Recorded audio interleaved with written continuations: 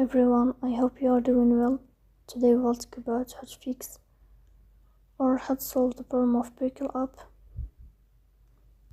You will go here to settings. In this page we click on apps, default apps, app settings.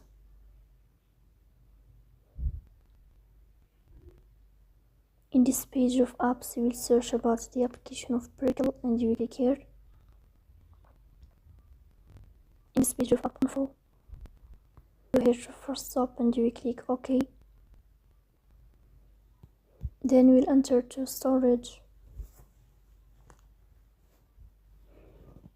Then we click on clear cache.